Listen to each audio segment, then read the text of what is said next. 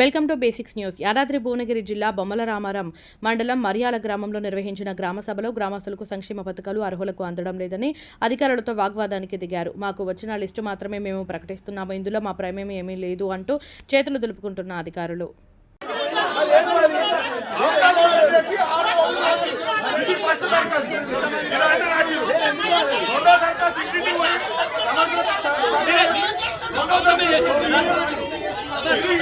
మూడో దరఖాస్తు